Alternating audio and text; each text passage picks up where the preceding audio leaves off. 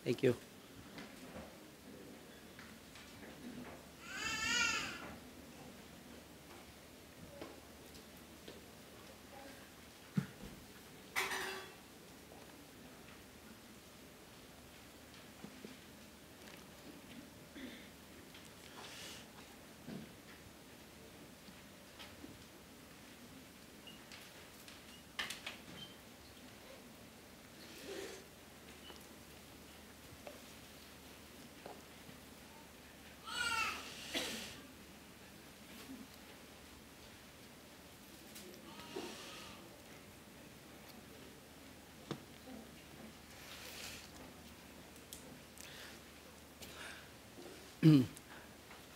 Siguro iniisip ninyo na isa sa pinakamalaking pagsubok natin na nararanasan ngayon ay ang init ng panahon.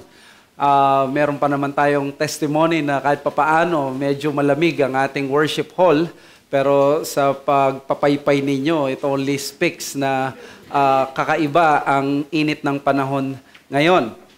Of course, we understand that. At marami ang maaaring mamatay dahil sa heat stroke, maaaring magkasakit at sa nangyayari na pagtaas ng temperature sa panahon na ito, napakahirap ngang lumabas. But it reminds us na ang power ng araw, having 5,500 degrees Celsius, kung nahirapan ka na sa 40 plus degree Celsius na heat index, how much more kaya naisipin mo yung araw having that 5,500 degree Celsius ayon sa NASA. Makikita natin na yung kapangyarihan nito na para mag-penetrate at maaari na mag-eradicate at magpumatay hindi lamang ng mga tao, maging ng mga iba't ibang mga living things ay naroon. But on the other hand, ang araw ay kailangan din naman natin para mag-survive sa mga ganitong bagay. May pinagkakaloob ang Diyos sa atin na akala natin minsan ay pwede na maaari na magpahamak sa atin, or may pinagkakaloob siya na actually bumubuhay sa atin. Ganito ang maaring naranasan ni Abraham nung siya ay subukin ng Panginoon. It's a make or break. Anong gagawin niya dito sa pinagkatiwalang utos ng Diyos sa kanya? Siya ba ay papasa o siya ay maaaring ikakamatay ng kanyang pananampalataya? Makikita natin dito sa Genesis 22 ang magandang balita mula sa verses 11 to 25 na itong si Abraham, siya ay nagtagumpay doon sa pagsubok na ibinigay ng Panginoon sa kanya. That test ay maaring mag-make or break sa kanyang buhay at sa kanyang pananampalataya. Pumunta tayo dito sa bahaging ito sa Genesis 22, what we have called the most important chapter in the whole Genesis, Genesis 22, dahil pivotal itong passage na ito, make or break pagdating kay Abraham. If he will fail on this test, probably he would not be our father in faith or father of faith. But if he would pass this test, napakarami ng repercussion na maganda na makikita natin. Basahin natin ang Genesis 22 verses 11 or verse 9 hanggang 24. When they came to the place of which God had told him, Abraham built the altar there and laid the wood in order and bound Isaac his son and laid him on the altar on top of the wood. Then Abraham reached out his hand and took the knife to slaughter his son. But the angel of the Lord called to him from heaven and said, Abraham, Abraham. And he said, Here I am. He said, Do not lay your hand on the boy or do anything to him, for now I know that you fear God, seeing you have not withheld your son, your only son, from me. And Abraham lifted up his eyes and looked, and behold, behind him was a ram, caught in a thicket by his thorns. And Abraham went and took the ram and offered it up as a burnt offering instead of his son. So Abram called the name of that place, "The Lord will provide." As it is said to this day, "On the mount of the Lord it shall be provided." And the angel of the Lord called to Abraham a second time from heaven and said, "By myself I have sworn, declares the Lord, because you have done this and have not withheld your son, your only son, I will surely bless you, and I will surely multiply your offspring as the stars of heaven and as the sun that is on the seashore. And your offspring shall possess the gate of his enemies, and in your offspring shall all the nations of the earth be blessed, because you have obeyed my voice." So Abram returned to his young men, and they arose and went together to Beersheba, and Abram lived at Beersheba. Now after these things it was told to Abram, "Behold, Milcah also has borne children to your brother Nahor, Uz his firstborn, Buz his brother, Kemuel the father of Aram, Chesed, Hazo, Pildash, Jidlaph, and Bethuel. Bethuel fathered Rebekah. These 8 Milcah bore to Nahor, Abraham's brother. Moreover, his concubine, whose name was Reumah, bore Teba, Gaham, Tahash, and Maakah. Mga kapatid, ito ang banal na salita ng Diyos. Pakinggan natin at magpasakop tayo dito. We have said that this is the this is the most important chapter in the whole Genesis, because we see a lot of things na nagre-resemble at that leads us to think of the Lord Jesus Christ. If the Bible is all about the Lord Jesus Christ, then marami tayong matatagpuan na mga passages dito sa Bible that leads us to or parallel with the Lord Jesus Christ. And we said na itong passage na ito, na chapter na ito, this is the greatest, this is the height, the zenith of all the trials na naranasan ni Abraham. Truly, siya yung tatawagin talaga sa Biblia na the father of our faith. Because yung Genesis 22, ang pinaka-connection nito ay hanggang Genesis 12. Kumbaga nire-remind niya tayo, hindi lang yung Genesis 21, yung kanyang pagsubok kay Abimelech at mga iba pa mang napaglagpasan nitong si Abraham, kundi dinadala niya tayo sa Genesis 12. Why? Because in Genesis 12, doon naranasan ni Abraham na una siyang tawagin ng Panginoon, iniwan ng kanyang pamilya. He left Ur and Haran, his kindred, this native land, and then he was also asked to give up his own kamag-anak, no, si Lot. And then sa Genesis 17, dumating yung kailangan niyang i-give up yung plano na yung sarili niyang anak, or si Ishmael, he had to give him up. So maraming mga kwentong giving up itong si Abraham, pero lahat ng yan ay mag-eclipse dito sa Genesis 22, because ang pinaka-inihintay na pangako, na promise seed, binigay na ng Diyos, and yet ngayon, kukunin ito ng Panginoon. Kung mapapansin nyo mga kapatid, ang in-emphasize natin for the past few sermons natin sa Genesis 22, ay hinighlight natin yung patungkol sa pagsunod ni Abraham. And rightly so, because Genesis 22 speaks of the remarkable obedience of Abraham na dapat hindi lang natin tularan, kundi malid tayo mismo, no, sa perfect person na nag-obey sa Bible, which is of course none other than the Lord Jesus Christ. Madali sa atin at mabasa at matanggap ang mga bagay na ito patungkol kay Abraham, na siya ay naging nagkaroon ng nakakapanggilalas na pananampalataya. He received the test as God's command, and he was thoroughly given sa mga command ng Panginoon na ito in an unflinching manner just to obey God. Kaya sa napag-aralan natin about His obedience, no, God tests our faith by asking us to obey Him even when it does not make sense. There are times na tatawagin tayo ng Diyos na sundin siya even when it doesn't make sense, because God is sovereign sa atin, may authority siya na i-test tayo. Kahit minsan ay hindi natin maintindihan. Yet nakita natin last week si Abraham that obedience to God stands out when despite its extreme difficulty, it is done unreluctantly. Si Abraham at si Isaac, both of them obeyed God unreluctantly.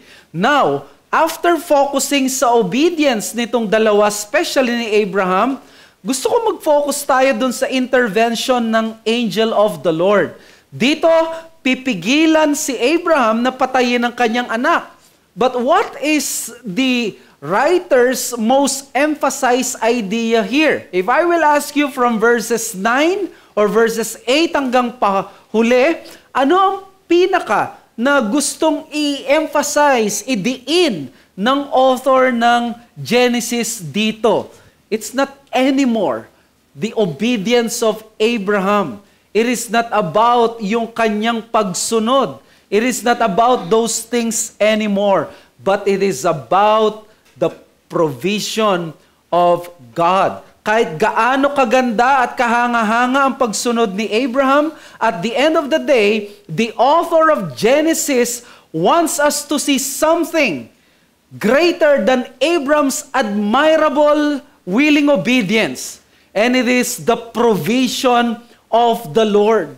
The story of Genesis 22 ay remarkable not because of the obedience of Abraham, but because of the provision of the Lord. Genesis 22 is not only about the obedience of Abraham, it is more about God's provision.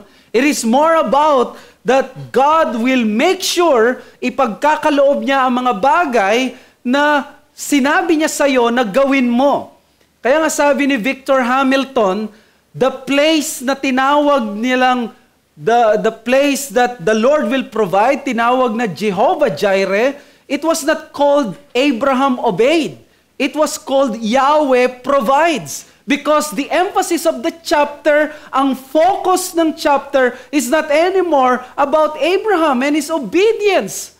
It is about the greater thing than the obedience of Abraham. And that is Yahweh provides. After all, 3 beses binanggit yung word na provide from verse 8 and then 2 beses sa verse 14. So, dahil dito, ang Diyos na sumusunod ang author ng Genesis sa tema na progressive, nire-reveal niya sa atin ang Diyos. Kaya dito sa verse 8, Abraham said, God will provide for himself the lamb for a burnt offering, my son. And this same verb from verse 8 reappears in verse 14. Sabi niya doon, Yahweh will see to it. Now, let me ask you muna, anong ibig sabihin ng Yahweh or the Lord will see to it? Sa ESV ninyo, hindi nyo ma-appreciate because ang translation sa ESV and most of the English translations or versions ay the Lord will see that it will be provided. Pero ang tamang translation niya, not much better na translation actually is, in the mount of the Lord it shall be seen. Very simple lang ang gusto kong ipakita natin dito, na ang gustong ipakita ng Genesis author natin is that dito sa inutos ng Panginoon kay Abraham, God will make sure that He will provide all things na kakailanganin niya for that task doon sa binigay niyang utos na nire-require niya yung obedience. God or Yahweh will see to it. That is the very simple message ng passage na ito, that when God tests His servants, they can rely upon His word and give everything that they have. Anong magiging dahilan mo? Paano mo makakayang ibigay pati yung sarili mong anak? The passage tells us makakaya mong ibigay ang lahat doon sa pagsunod mo sa Diyos. Makakaya mo na magbigay ka na walang reservation. Makakaya mo na pati yung anak mo, pati yung asawa mo, pati sarili mo kaya mong ibigay sa pagsunod ng Diyos, sa Diyos, because the passage tells us it is always the Lord who will provide you the energy, the power, the will, and everything that you need to fulfill His will. And that is the message. You are able to give all to God without reservation because of our confidence that He will provide everything we will ever need. I think this message is actually something na sinasagot niya ang maraming mga pangamba, yung mga worries natin. How can I obey God kung ganito kataas ang standard ng Diyos? Kung ganito ang nire-require ng Panginoon? Akala natin ang fino-focus ng Genesis 22 ay yung obedience lang ni Abraham. Willing siya. Pero ang gustong ipakita pala ng author sa atin is that yes, kayang mag-obey ni Abraham because in the very first place, gusto niyang ipakita it is always Yahweh who will provide. Hindi niya ito itutulak si Abraham at sabangin ang lagpak. Kaya dito makikita natin itong ganitong interface at interplay sa ating pananampalataya. Paano kung tayo ang uutusan? Paano tayo makakasunod sa isang pagsunod o kautusan na napakahirap? What would be our confidence? And I'd like to expound this passage in ways na maipapakita yung provision ng Diyos sa atin para magkaroon tayo ng confidence na kaya natin na mag-obey sa Kanya even until the end. How does the providence of God is seen from this passage? Well, ipapakita ko yung dalawang paraan na yung provision ng Diyos pinapadala niya sa mga alagad niya. First, pinapadala ng Diyos ang kanyang provision sa atin through divine intervention. And number two, by assurance of preservation. Let's proceed to the first one. By divine intervention. Pinoprovide ng Diyos ang ating pangangailangan through divine intervention sa verses 11 to 14. Ang sabi ng scripture, "But the angel of the Lord called to him from heaven and said, Abraham, Abraham. And he said, Here I am. He said, Do not lay your hand on the boy or do anything to him. For now I know that you fear God, seeing you have not withheld your son, your only son from me. And Abraham lifted up his eyes and looked, and behold him, behind him was a ram. Caught in a thicket by his horns. And Abraham went and took the ram and offered it up as a burnt offering instead of his son." So, dito, gusto kong ma-emphasize dito, yung ginawa ng angel that when God saw Abraham's decisiveness to kill his son as he commanded, biglang lumabas yung angel of the Lord. Sabi ng isang commentator na si Von Rad, yung Genesis 22 verses 9 to 10, nag-slow down daw yung narrative patungo sa faithful moment na itataas niya yung knife at para saksakin ang kanyang sariling anak. Kumbaga, even the single movements ay na-capture lalo na sa verse 10. Kumbaga, it is a consummate storytelling throughout. In other words, gusto ng narrator na pag binasa mo yung 9 to 10, magmabagal ka kasi pag yung verses 1 to 8, ang bilis ng pacing. Pero yung verses 9, 10, 11, gusto niya namnamin mo.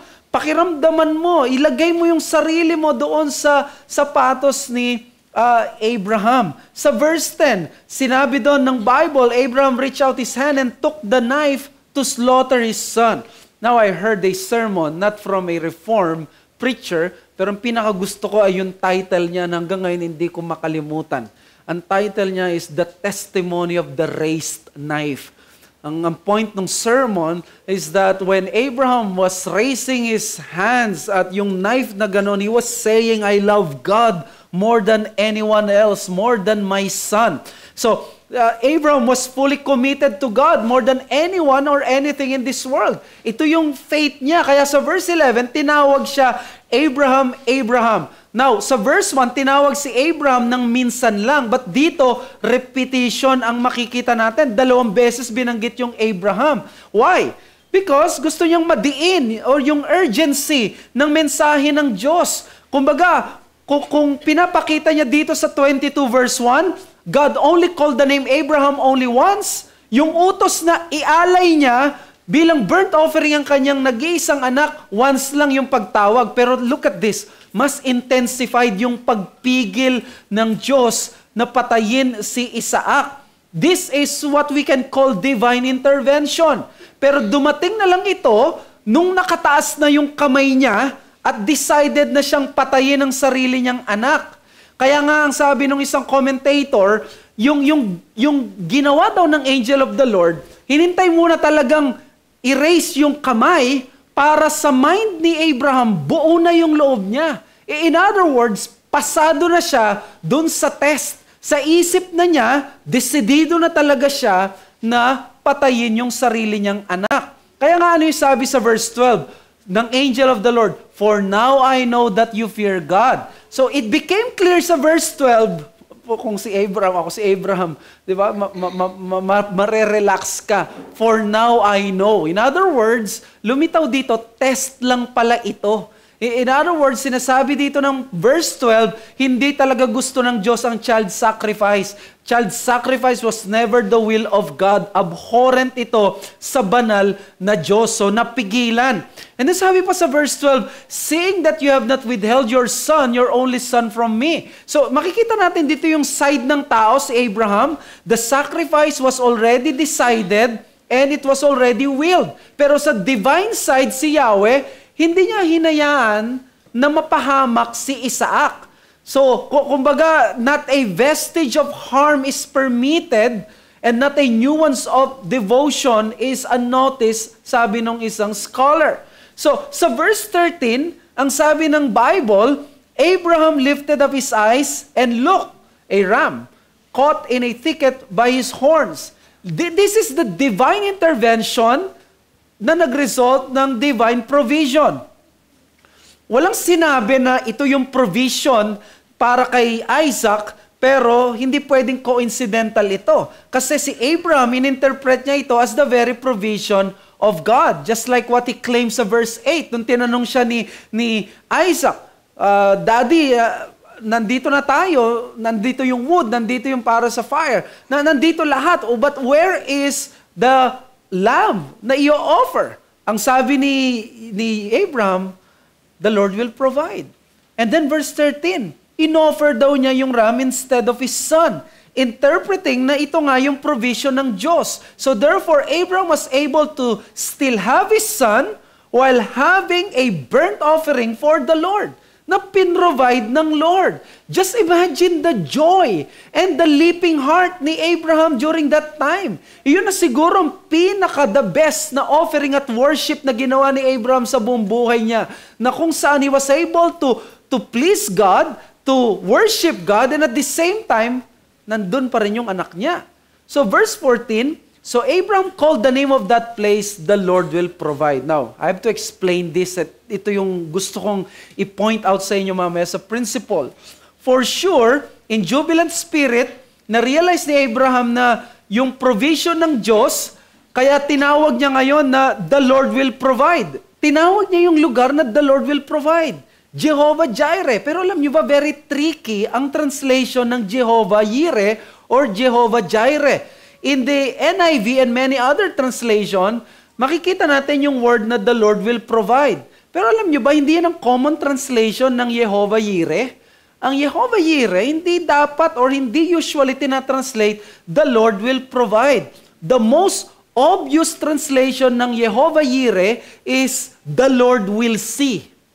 Like in the King James Version sa chapter 22 verse 14, "In the mount of the Lord, it shall be seen." Hindi yung it shall be provided.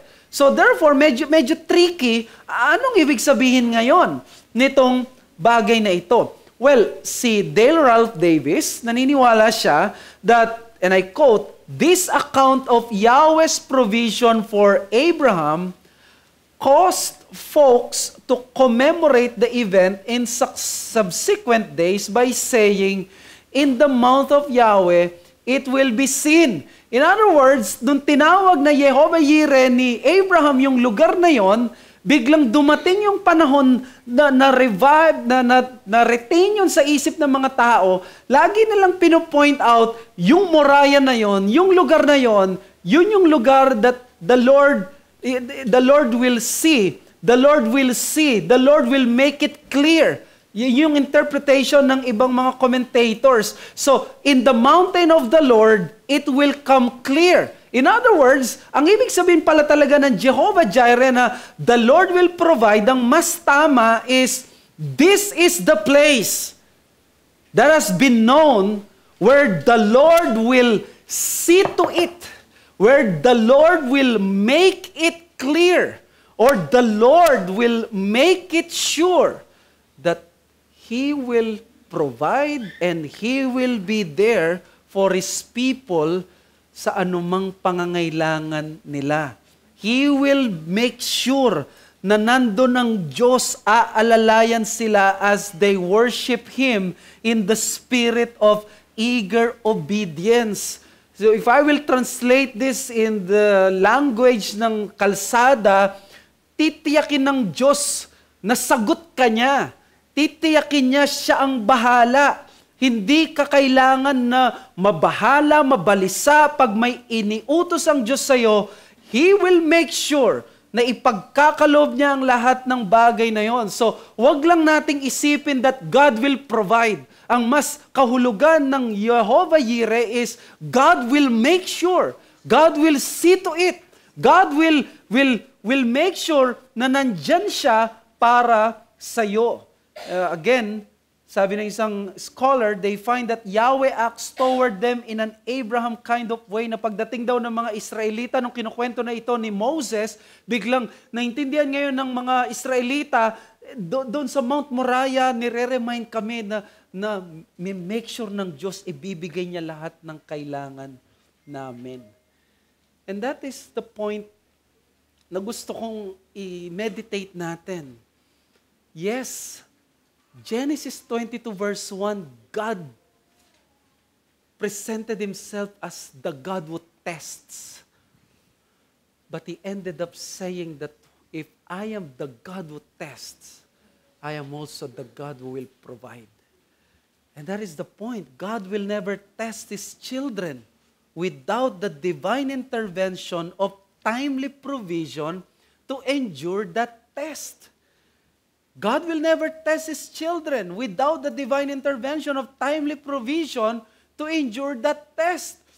Isipin ninyo yung hirap sa mind at yung inner turmoil kay Abraham. Sinabihan siya, patayin mo yung anak mo, matagal mong inintay, binigay ko siya, patayin mo ngayon, wala kang makikita, nakalooban ko yung pagpatay, something na very wrong, something was wrong. Paano makakaya ni Abraham na nasundin ito? Anong naisip niya? Ano yung confidence na meron siya? Bakit nagawa niyang maglakbay ng 3 days without unflinching sa pagsunod sa Diyos? Something doesn't add up. May dala-dala itong si Abraham na hindi sinasabi ng text sa atin. And I believe, dito sa verse 8:14, ni-reveal sa atin, bakit nagawa ni Abraham ito? Kaya pala nagawa niya na sundin yung test kahit parang nakakabaliw. It is because meron siyang confidence that he will make sure, the Lord will make sure, sagot niya si Abraham.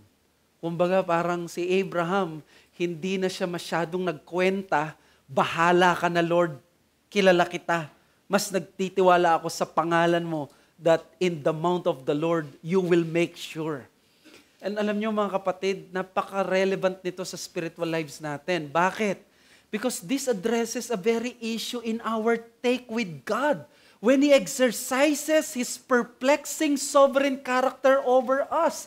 Kapag hindi natin maintindihan ng Diyos, pag hindi natin siya masundan yung mga naiisip niya, parang dumarating tayo sa buhay natin na parang, ano nangyayari dito? Bakit ganito? This is not what I have signed for.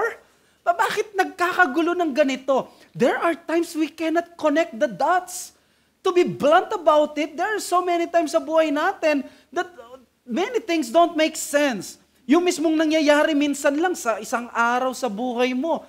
Minsan nakaka-frustrate. Isang araw lumipas, wala ka masyadong nagawa. Walang nangyayari. And then, you are poised out as a Christian. You are poised to go out into the world and change the world. Napakaraming mga bagay na hindi mo maintindihan. Many times, hindi lang yan na nangyayari, hindi mo naintindihan. Now, here is the Abraham-like question. Many times, kapag nangyari ito sa ganitong pagkakataon, let me ask every one of you, what makes you trust God? That you still obey His word. That you still fight to be faithful kahit unappreciated.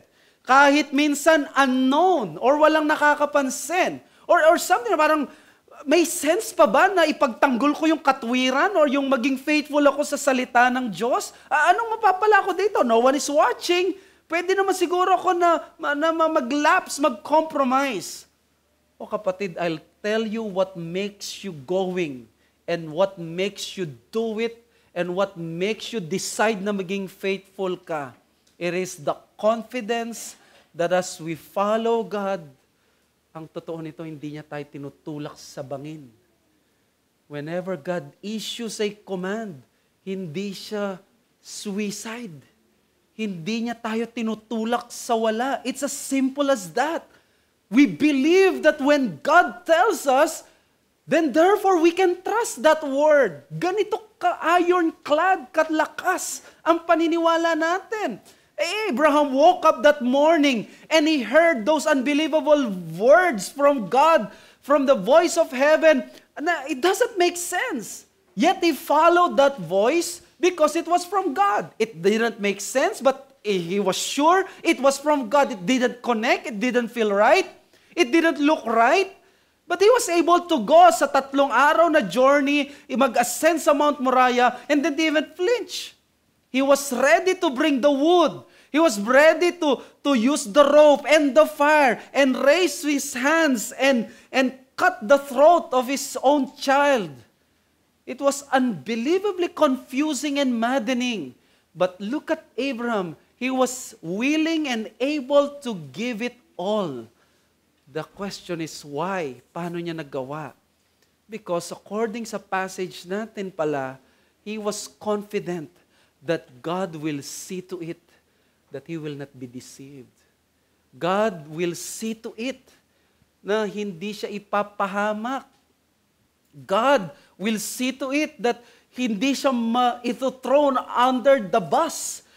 God, kaya nga sabi niya, confident siya na sabi sa Hebrews 11 na accounting that God is able to raise sa Isaac at sa interpretation ng mga commentators na pag pinatay ko man ito, maya-maya lang bubuhayin siya ng Diyos. In other words, there is no escaping or there is no part of the story or ending na matatalo ako dito. Ganito katindi yung pagtitiwala pala ni Abraham.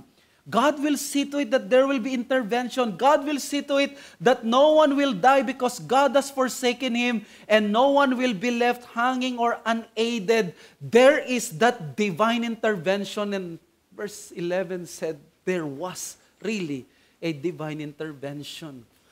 Ang ganda nung sabi nitong si Davis often adoring God will lift more of your burdens than understanding your burdens. God is not teaching us to be anti-intellectual. The Christian faith is not anti-intellectualism. But we know, God is sovereign at may mga kilos siyang hindi natin maunawaan. And during those times, God needs to be adored more kaysa sa unawain ng ating mga burdens. Alam niyo, dito ako na-amaze because if I will use yung experience ko as a pastor, this explains bakit hanggang ngayon namamangha ako that by the grace of the Lord, hindi ako nasanay na mag-alala sa sarili kong pangangailangan, kakainin. Since 2002 na binigay ko yung buhay ko sa ministry because in clear conscience, I left everything and studied the Bible. Nag-Bible school ako. Of course, if I was reformed during that time, probably it would be different story. Probably mag-aaral pa ako at papursue pa ako sa secular. But can someone make an argument now na kung ang Diyos ang nasa likod ng decision mo na yan, can you make an argument na pababayaan ka ng Diyos? This is impossible. Hindi po pwede. Sa aking experience, I have seen many divine interventions. And one of the greatest acts of God's intervention sa Bible, hindi lang yung provision ng pagkain. In fact, ang provision the greatest intervention sa Old Testament is the Exodus, the greatest act of God's deliverance in the Old Testament. Hinahabol-habol na sila ni Pharaoh at yung army niya, wala na silang matatakbuhan. Ano sinabi ng Diyos? Have you read Exodus 14? Hinahabol na sila ni Pharaoh. Ang dapat mong gawin doon, pag hinahabol ka ni Pharaoh, tumakbo ka pa kanan or pa kaliwa. Ito yung sabi ng verse 14. Tell the people of Israel to go forward. Alam nyo, mga kapatid, kahit sinong matino, hindi niya gagawin yon. Go forward. Si Pharaoh, hinahabol ka niya, nandun na yung army niya. Suicide yon. Bakit? Yung forward na yon, papuntang Red Sea yun. Papuntang dagat yun. Ano, lulunurin mo kami? That's why sabi sa verses 11 to 12 ng Exodus 14, sabi, they said to Moses, is it because there are no graves in Egypt that you have taken us away to die in the wilderness? What have you done to us in bringing us out of Egypt? Is not this that we said to you in Egypt, leave us alone that we may serve the Egyptians? For it would have been better for us to serve the Egyptians than to die in the wilderness. Nakita ninyo? Papatayin mo lang pala kami dito? Pinaganda mo pa yung pagkamatay namin? These faithless Israelites forgot one thing. Yes, to go forward is suicide except that it was God who said it. If I was the one who said it as a pastor, it would be suicide. If someone na close sa'yo, kahit gaano mo siya nire-revere o kahit gaano siya kayaman, sinabi niya, go forward, it will be suicide. But the problem here is that God was the one who said it.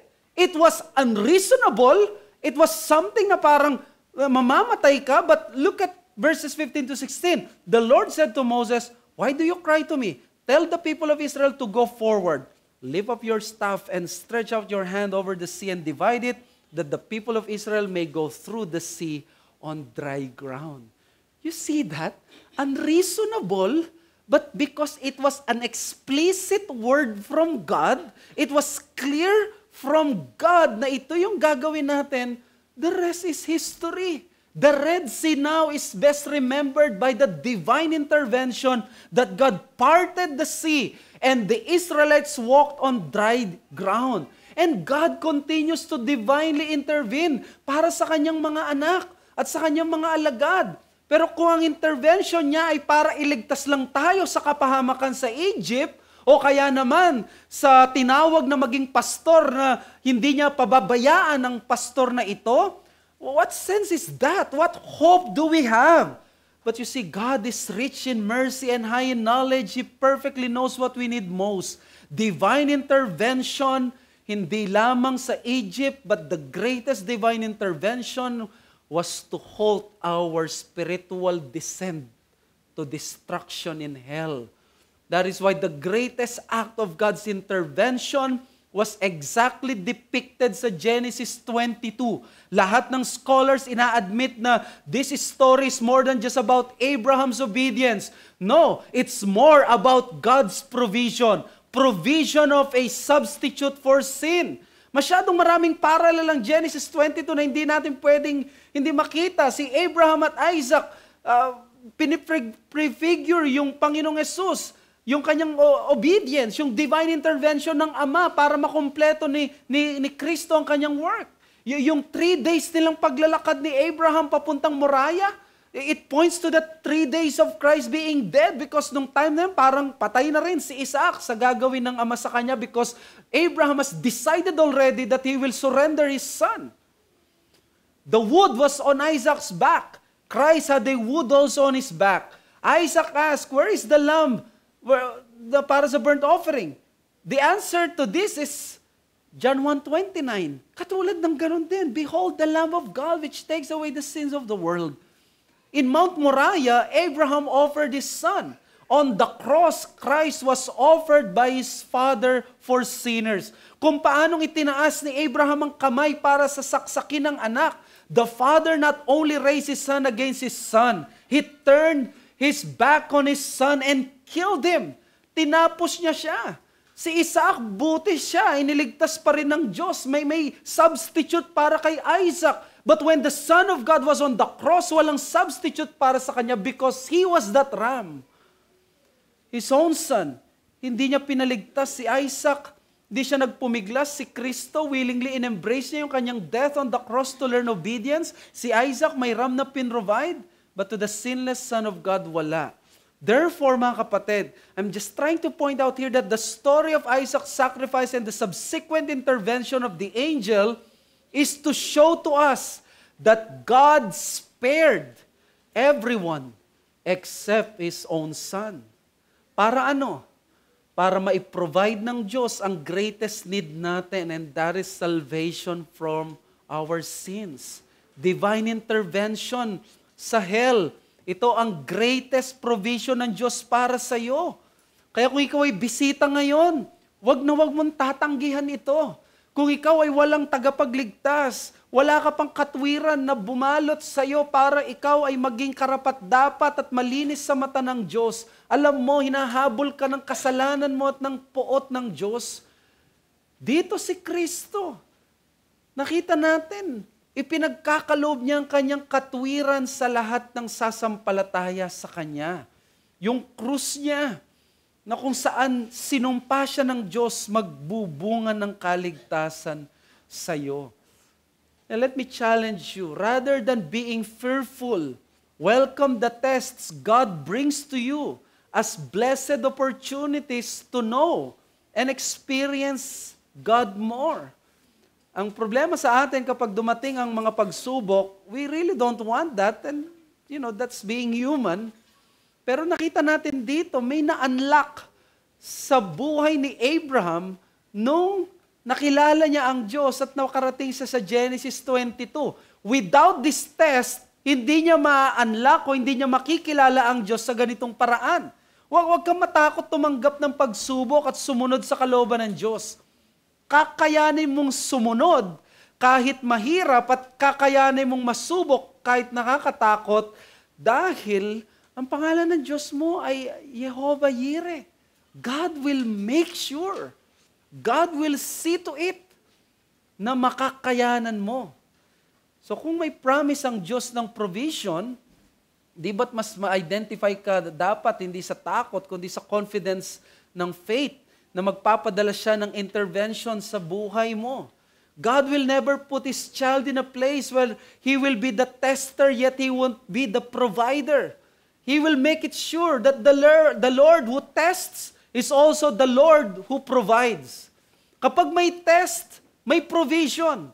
Hindi pwedeng may test, walang provision. Hindi mangyayari na uutusan ka ng napakahirap na kautusan, ngunit hindi siya sasaklolo sa iyo para ipagkaloob ang anumang bagay na kakailanganin mo. Abraham just discovered this new revelation about God's character. He has already known El Shaddai, that God was almighty, kahit gaano ka-imposible, kaya ng Diyos.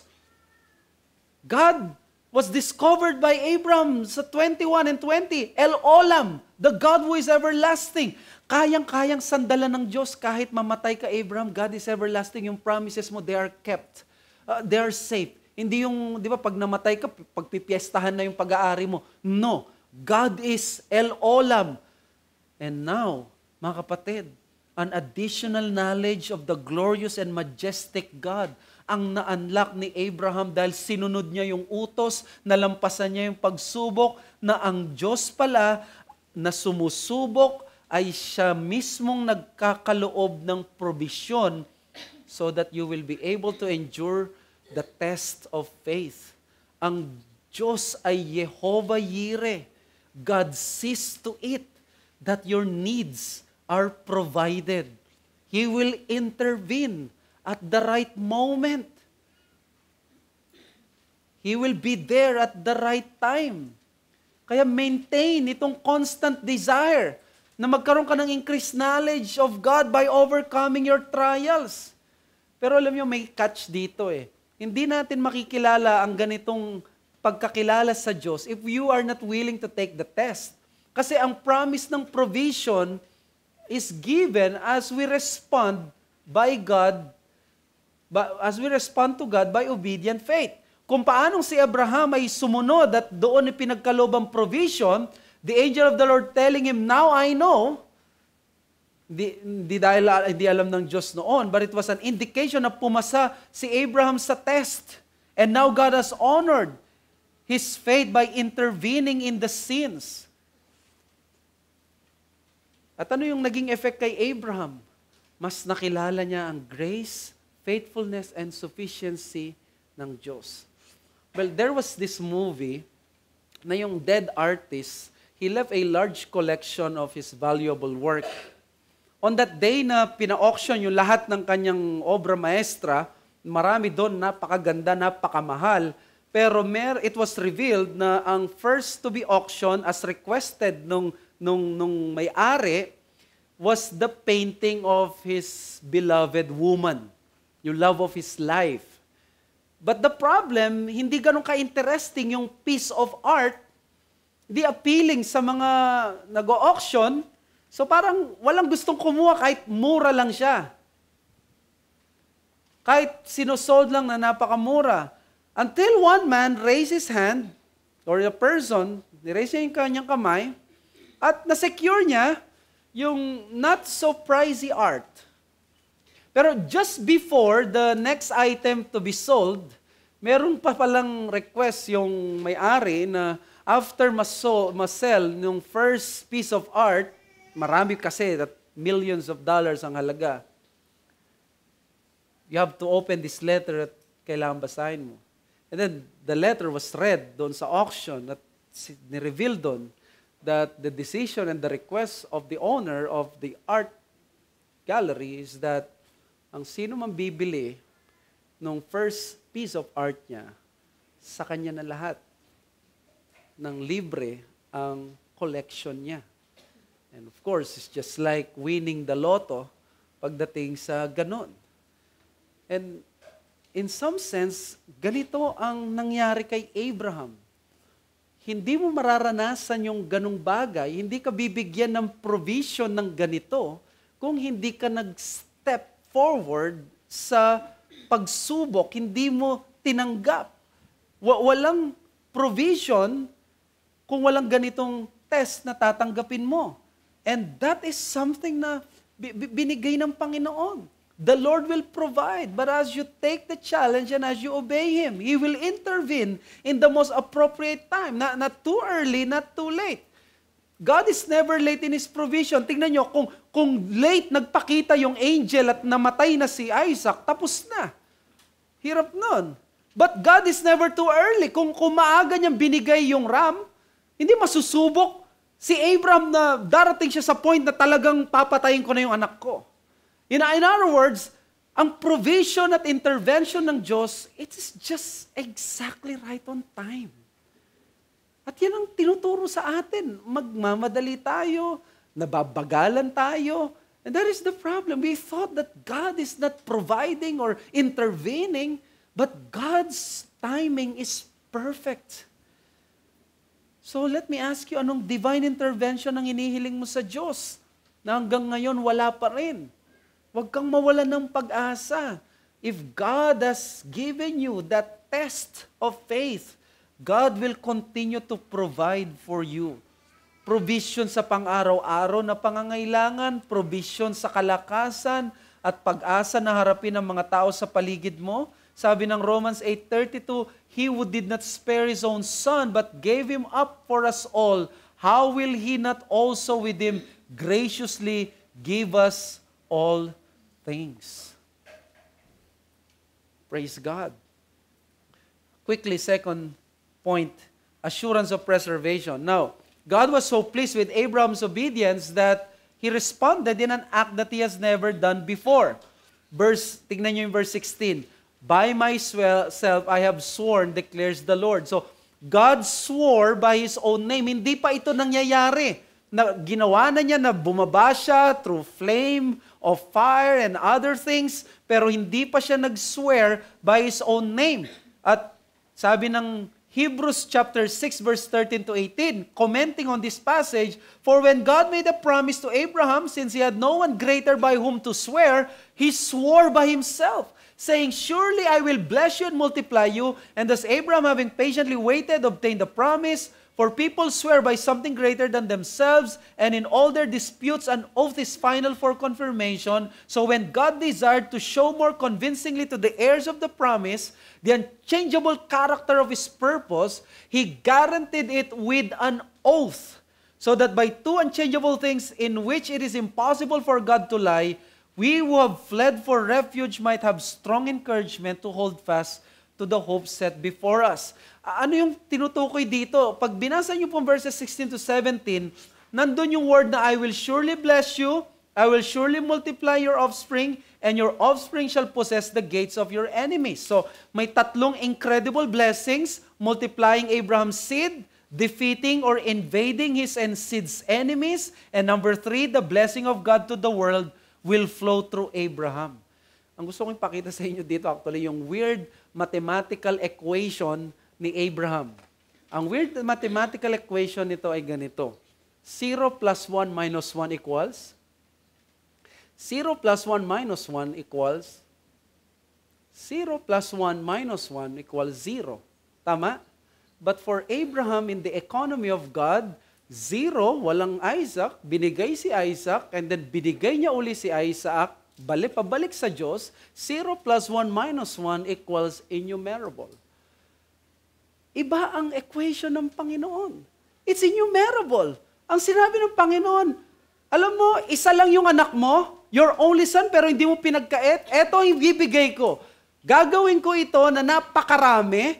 In fact, sa sobrang dami nila, they will be able to possess the gates of their enemies. So in other words, ang gustong ipakita dito ng Panginoon, ipipreserve ko yung ipoprovide ko yung pangangailangan mo, Abraham, by promising you that I will preserve your son.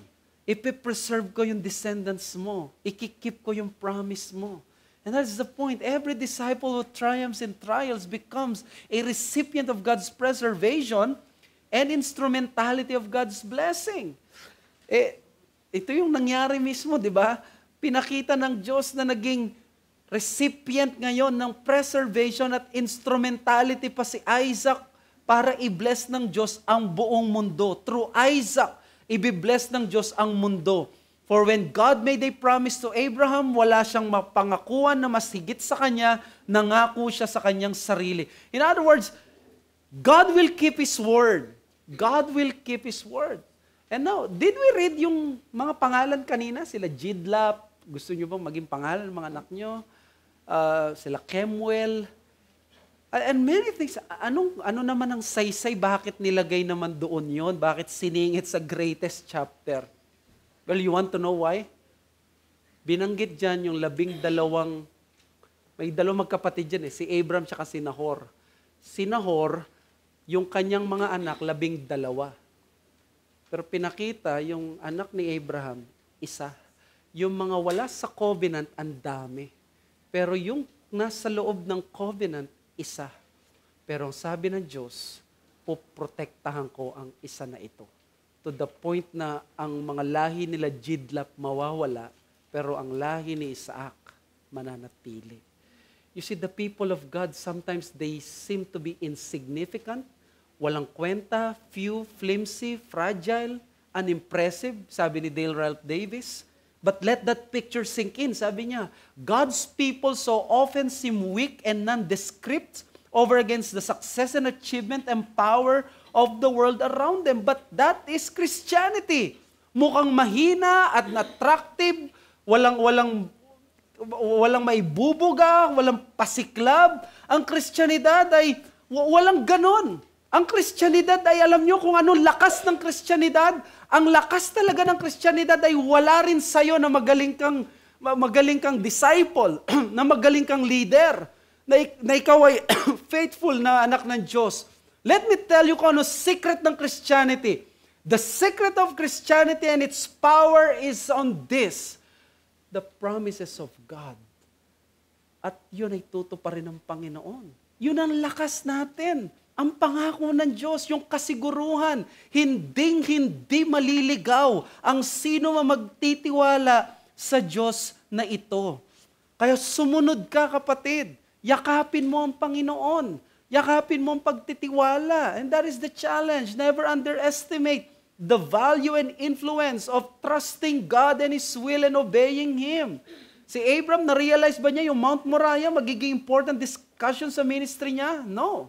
Was he aware yung pag-o-offer niya magiging foreshadowing ng greatest offer in history? I don't think so. But because what is more important ay yung pagtitiwala sa Diyos, look what God did. And then another challenge is provision ng Diyos ang magpe-preserve sa iyo bilang alagad. Kahit gaano ka kahina, kakonte, ubos ka na, alam mo yon, yung parang pagod ka na, parang hindi mo na kaya, but the Lord has promised and swore to His name. Ipipreserve ka niya. And praise the Lord. Kung hindi nangako ang Diyos ng ganito, matagal na tayo na live astray. Matagal na tayong kakampi si Satanas. Matagal na tayo na sumira sa Kanyang pangalan. Matagal na tayong tumalikod sa Kanya. Kaya huwag kang matakot sa puwersa ng mundong ito. Sampalatayanan mo yung pangako ng Diyos. Kung ikaw ay bisita, nanumpa ang Diyos sa Kanyang sarili. Guguho muna ang mundo bago hindi ito matupad. Kaya huwag kang makipaglaban sa Diyos. Hindi mo kakayanin ng Diyos. Nangako ang Diyos na poprotektahan niya ang lahat ng mga magpapasailalim sa Kanyang anak na si Jesus. Sa mga anak namin dito, mga bata, nialay ng mga magulang ni Abraham ang kanyang anak si Isaac. Pero hindi nyo ma-imagine, ang daddy ninyo, iaalay kayo sa apoy o i-offer kayo as burnt offering. Pero huwag nyong sayangin na yung effort na dinadala kayo ng mga magulang nyo sa iglesia para marinig nyo yung gospel. Ang pagsamba hindi para sa matatanda lang, para sa inyo din na mga bata. May kaluluwa kayo. Lumapit kayo kay Hesukristo. Siya lamang ang makakapagligtas sa inyo. Magtiwala kayo sa Kanyang salita. Si Martin Luther, siya yung nagsabi na anumang mga bagay na binigay ko kay Kristo, yung mga bagay na hindi ko binigay sa Diyos, ngayon, wala na. Pero yung mga bagay na binigay ko sa Diyos, hanggang ngayon, nandito pa. That is the mystery of a heart surrendered to the will of God. God will preserve you. God will let you persevere. Just trust sa Kanyang plano at sa Kanyang salita. Let me conclude by saying, consider every act of God's faithfulness and goodness to you as further invitation to grow in your trust and obedience to Him. Nawa ang katapatan ng Diyos at kabutihan niya na nakikita mo, makita mo na pinaanyayahan ka na lalong magtiwala sa Kanya. Dahil yan ang lakas at sikreto ng Kristyanidad. It's all about the promises of God. Let's pray. Father, we thank you sa aming natutunan ngayong umaga, reminding us of ending this chapter that we had some sermons patungkol sa obedience ni Abraham. But thank you for allowing us na tingnan muna yung provision ninyo na ikaw, O Diyos, ay ultimately ikaw ang siyang aming pagtitiwalaan. Ikaw ang aming sasandalan. At kaya namin na ibigay ang lahat dahil confident kami nang hindi mo kami pababayaan. Hindi mo kami lolokohin. Hindi mo kami papahamak. Ganito ka kabuti. Ganito ka ka-reliable. Ganito ka ka-trustworthy. At nawa, Panginoon, mas lalo kami na ma-endear sa inyo sa mga bagay na iyon. Mas steer ang mga affections namin. Mas malwalhati ka namin. Mas maging ganado kami sa pagsamba at heartfelt at sincere. At nawa, Panginoon, lahat kami dito, hindi lang namin nakita ang beauty ni Christ. No, ang mga iba maging Savior din nila si Christ. We thank you. We ask this in Jesus' name.